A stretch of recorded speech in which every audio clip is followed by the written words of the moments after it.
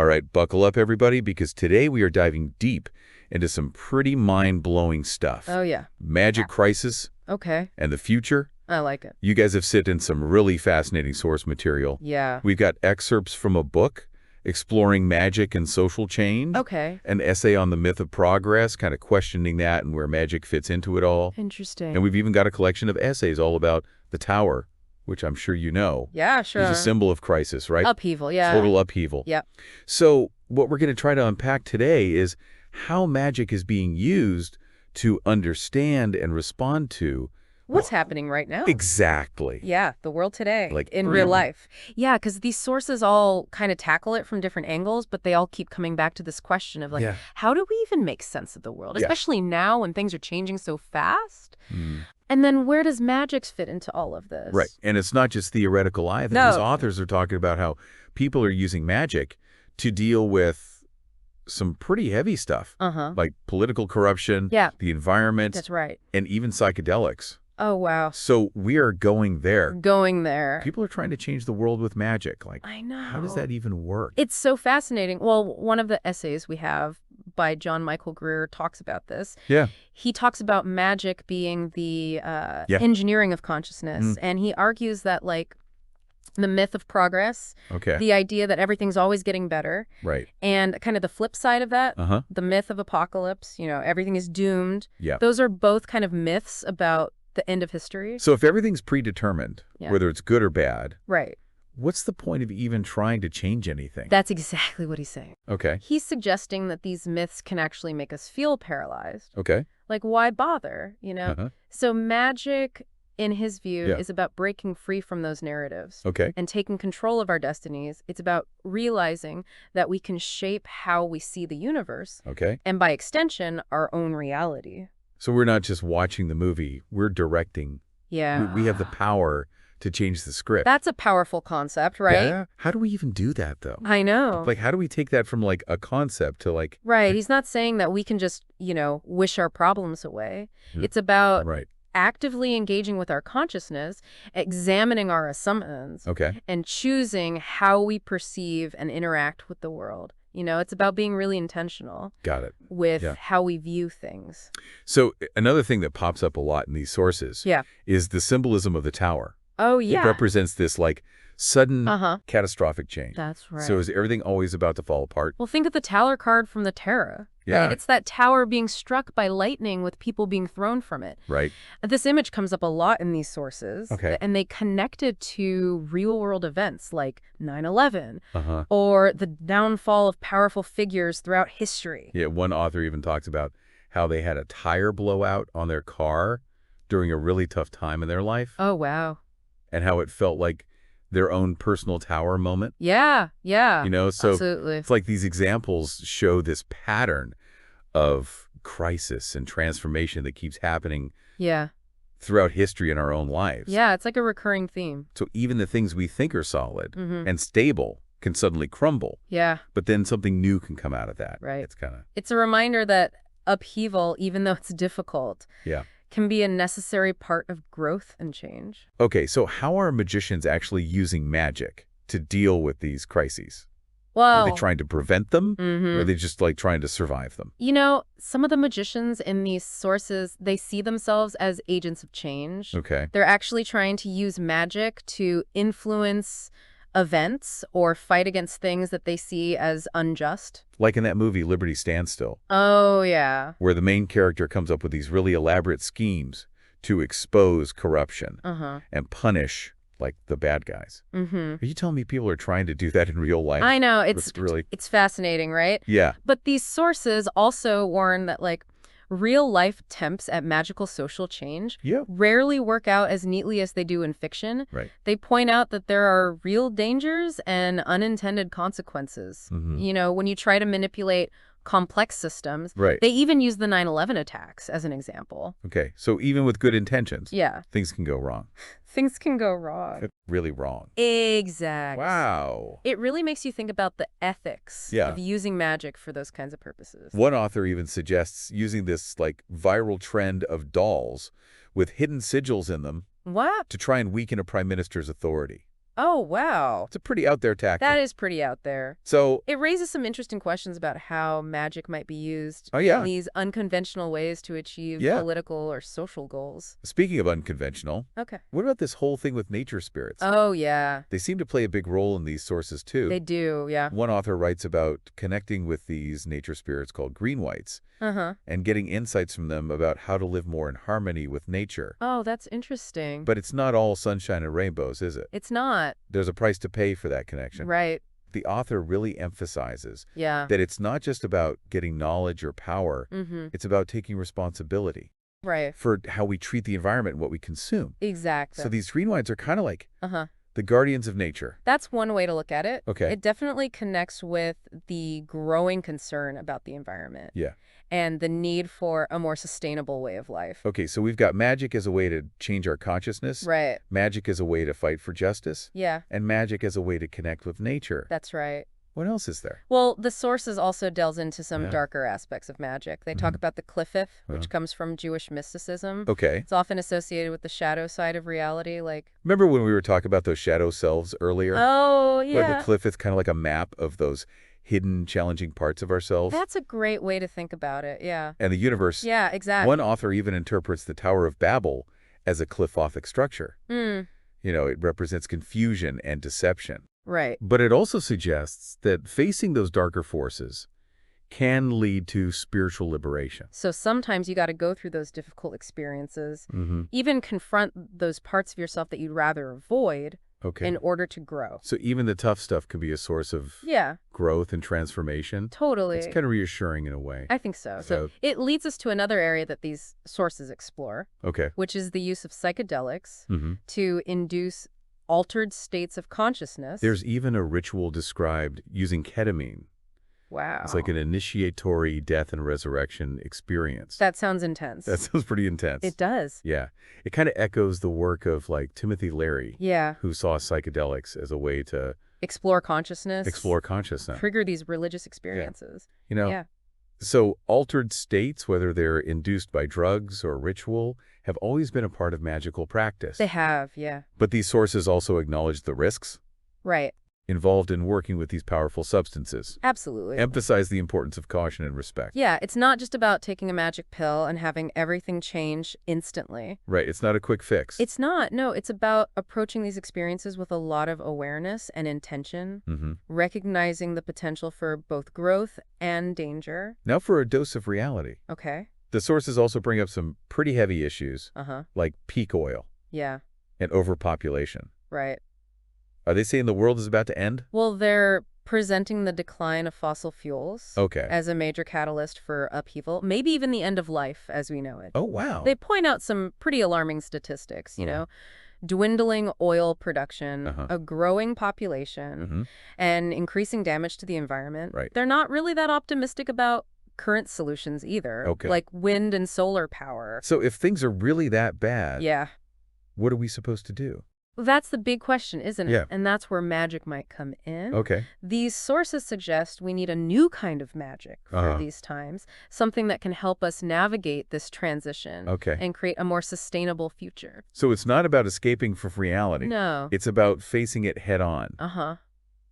even the scary parts. Yeah, exactly. It's about recognizing that we're not powerless. Mhm. You know, we have choices to make, Mhm. actions to take a role to play in shaping what comes next. Okay, this is definitely a lot to process. It is. It seems like there are so many different ways magic is being used Yeah. to respond to the challenges we're facing. It really is a complex landscape. It Yeah. highlights how magic isn't just this abstract, esoteric thing. Yep. It's directly relevant to the very real issues Yeah. that are shaping our world. So what are some of the specific ways that magicians are responding to these challenges? Is it all doom and gloom, or Right. is there like a glimmer of hope? Yeah, let's dive into some of those responses and see what we can learn. Well, some magicians are taking a more practical approach, Okay. focusing on things like survival skills and community building. Oh, okay. You know, like being prepared for potential disruptions Yeah. and creating these networks of support. So learning how to grow your own food, build a shelter, Right.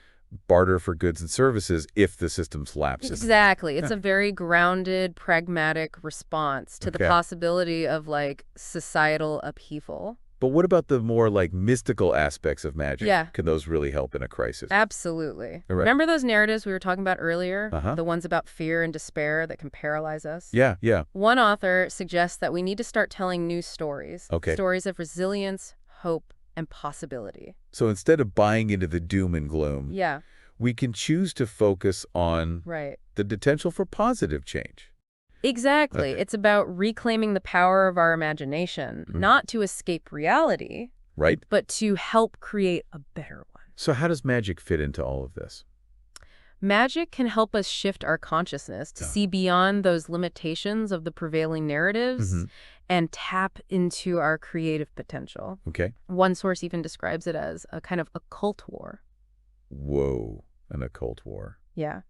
That sounds pretty intense. It does, doesn't it? Yeah. It speaks to the seriousness of these challenges, Yeah. that we face, and the need to actively resist the forces that would keep us trapped in fear and ignorance. So it's not about fighting with wands and spells? Not necessarily. It's more about fighting with ideas, consciousness, the stories we tell ourselves and each other. It's like a battle for the narrative. Exactly. Like a fight to control the story of what's happening in the world and what the future holds. Yeah, and in that, magic can be a powerful weapon. Okay. A tool for shaping consciousness and influencing events. Okay, I'm starting to see how this all ties together. Yeah. But it's still a bit overwhelming. It is a lot. Like, where do we even begin? Well, one of the sources emphasizes that magic isn't something separate from everyday life. They argue that it's all around us. Okay. In nature, in our relationships, even in the very fabric of reality. So it's more about, like, developing an awareness? Yeah, deeper awareness. Of the interconnectedness of things.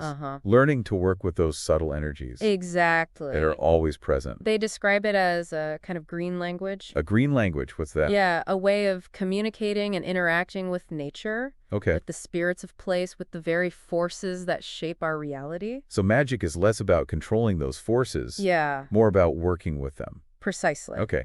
And that involves making conscious choices about how we live, how we consume, how we treat each other, and how we interact with the environment. So taking responsibility. Absolutely. For our actions. Yeah. Recognizing that they have these ripple effects. Right. That extend way beyond ourselves. Exactly. And one source even suggests that working with nature spirits, like the green whites we talked about earlier, comes with a price. Okay. It's not just about gaining knowledge or power. Right. It's about honoring your obligations to the natural world. Right. Making sure you're giving back as much as you're taking. So it's like any relationship. Exactly. There has to be a balance of give and take. Exact where the true potential of magic lies in cultivating that deeper, more harmonious relationship with the world around us. Okay, but how do we actually cultivate that relationship? Right. Is it just about spending more time in nature? That's definitely part of it. Okay. But it also involves looking inward. Okay. Examining your own beliefs and behaviors and making sure that they're aligned with the kind of world you want to create. So it's like an inner and an outer process. Exactly. We have to work on ourselves as much as we work on changing the world around us. One of the sources even suggests that this current crisis that we're facing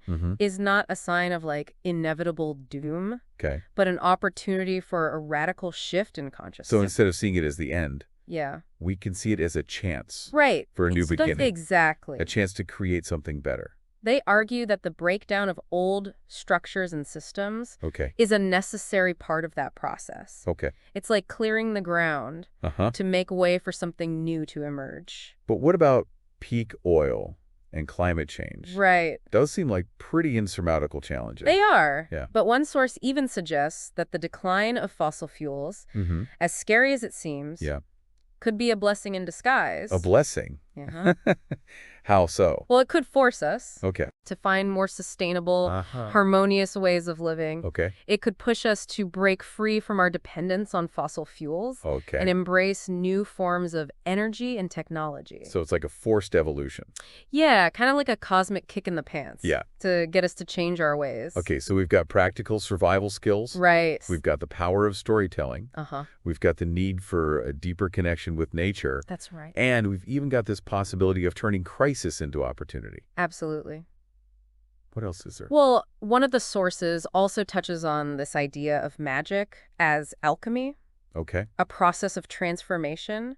Yeah. They argue that we're all alchemists, in a sense, Okay. shaping reality with our thoughts, beliefs, and actions. So we're all constantly performing magic. Yeah, whether we realize it or not. Whether we realize it or not. Right. And they suggest that by becoming more conscious of our thoughts and actions, Uh-huh. we can become more intentional. Okay. And skillful alchemists. So it's not just about what we do, Right. but the energy and intention behind it. Exactly. Okay. It's about aligning our will with our highest aspirations, working in harmony with the forces of creation. Okay, I'm starting to see how this all fits together. Yeah. But it still feels like there's a lot to unpack here. There is. Yeah. And that's the beauty of magic, you know? It's a path of ongoing learning, growth, transformation. Okay. It's about constantly expanding your awareness, deepening your connections, embracing the interconnectedness of all things. But it's not always easy, is it? It's not. No. It requires courage, commitment, a willingness to face your fears and shadows. So it's not like a quick fix, No. a magic bullet. Definitely not. It's a lifelong journey of self-discovery and transformation. But it sounds like it can be a really rewarding journey. It can. One that leads to a deeper understanding of ourselves and the world. It can empower you to become an active participant in shaping a future that's more aligned with your deepest values. Speaking of shaping the future, one of the sources says that the true purpose of magic is not to escape from reality, but to embrace it more fully. That's a great way to put it. Is that what they're getting at? It's about recognizing the power and beauty that already exists within us and in the world around us, even amidst the chaos and uncertainty. So magic's not about denying the darkness, but finding the light within it. Exactly. And it's about using that light to illuminate the path forward, to guide us towards a future that's more more sustainable, more fulfilling for all. I'm really struck by this idea of magic as a way to embrace reality more fully. Yeah. It seems to go against the stereotype of magic as a way to escape from the world or control it. I think that's what makes this perspective so powerful. It's about recognizing that magic is not about seeking power over others, but about cultivating power within yourself. So it's about personal empowerment as a way to create positive change. Exactly. One source even goes so far as to say that the greatest magic of all is the magic of love, compassion, and creativity. Those are pretty powerful forces. They are. When you think about it. They have the potential to heal the wounds of the past. Transform the present. Create a future filled with hope, beauty, and wonder. It's inspiring to think about magic in that way. It is. Not as a way to control or manipulate, right, but as a way to connect, to heal, to create. It reminds us that we're not alone in this journey. We're all connected. We all have a role to play in shaping the future. Speaking of connection, one of the sources talks about a ritual where they use the symbolism of the tower to explore this process of death and rebirth. Yeah, they talk about how confronting your own mortality can be a powerful catalyst for transformation. So sometimes we have to let go of the old, outdated parts of ourselves to make space for something new to emerge. Exactly. But how does that relate to the tower? Well, the tower represents those moments of upheaval and breakdown that can force you to confront your deepest fears and limitations. But it also represents the possibility of liberation, breaking free from those limitations, and building something new and stronger in their place. So the tower is a symbol of both destruction and creation. Exactly. Death and rebirth. It reminds us that even in the midst of crisis and uncertainty, there's always the potential for transformation and renewal. That's a really powerful image. It is. Makes me think about how we can use those challenging moments as opportunities for growth. It highlights the resilience of the human spirit, you know, our ability to adapt, to overcome, and to emerge from even the most difficult experiences stronger and wiser. Well, I think we've covered a lot of ground in this deep dive. We have. It's been fascinating. We've explored so many different facets of magic and its role in the world, from the practical to the mystical, the personal to the collective. And it's been fascinating to see how these seemingly disparate ideas are all interconnected, how they all point to the same underlying truth. What's that? That we have the power to shape our own reality, both individually and collectively. But it's not just about power, is it? It's not. It's about responsibility. Using that power wisely, compassionately, Recognizing that our choices have consequences. Right. And we have this responsibility to create a world that is just sustainable and fulfilling for all beings. That's a pretty tall order. It is, but it's also incredibly inspiring. It is. It reminds us that even though the challenges we face are great, so too is our potential. So where do we go from here? Right. What are some practical steps we can take to bring these ideas into our own lives? One of the sources suggests starting with small, everyday acts of magic. Like what? Things like setting intentions, practicing gratitude, cultivating a sense of wonder and awe. So instead of trying to control the world, we can focus on cultivating a sense of like harmony and alignment. Alignment with it. Yeah, and that can involve things like spending time in nature, connecting with your creativity, or just being more mindful of your thoughts and actions. Okay, another source talks about this idea of finding your own unique magical path. Right. They say it's not about following someone else's dogma. But discovering what works for you on a personal level. That's so important. Yeah. Magic is not one size fits all. Right. It's about finding those practices and beliefs that feel authentic and empowering. So it's like a journey of self-discovery. It is. Exploring different traditions, techniques. Until you find what works for you. Until you find what works. Right. Okay, so we've got small, everyday acts of magic, finding our unique magical path, and cultivating that deeper connection with the world around us. Exactly. What else can we do to bring these ideas into our lives? One of the sources talks about community. Okay. They say magic is not just this solitary pursuit. Right. It's something that can be enhanced through shared practice and mutual support. So finding like-minded people to connect with, share ideas with, practice together. Create a space where you can learn from each other, support each other's growth, and work together to create that positive change. It's like we can combine our individual magical power with the energy of the group. Yeah, the collective energy. And achieve even greater things. Absolutely. And it's about recognizing that we're not alone. Right. We're all part of this larger web of interconnectedness, and we can draw strength and inspiration from each other. One of the sources even suggests that this current crisis that we're facing is an opportunity for us to come together as species to rediscover that interconnectedness and co-create a better future. That's a powerful vision. It is. It's about seeing this moment not as the end, but as a chance for a new beginning. A chance to build something better together. It's definitely a lot to think about. It is. But it's also incredibly hopeful. It is hopeful. Yeah. It reminds us that even amidst all the chaos and uncertainty, we have the power to choose our response. To shape our reality. To create a future that's aligned with our values. Well, this deep dive has certainly given me a lot to chew on. It has been a deep dive. Yeah, it's fascinating to see how magic is being used to understand and respond to these challenges. It highlights how magic isn't just this abstract thing. It's a vital force that can empower us to live more meaningful lives. More fulfilling lives, more impactful. Impactful lives, exactly. So to our listeners out there, we encourage you to explore these ideas further. Find your own magical path and use your power to create the kind of world you want to live in. Remember that magic is not about escaping from reality. It's about embracing it. Recognizing that extraordinary potential that exists within you and in the world. And that even in the darkest of times, there's always hope. Always. The possibility for transformation. That's right. And the power to create a better future. Absolutely.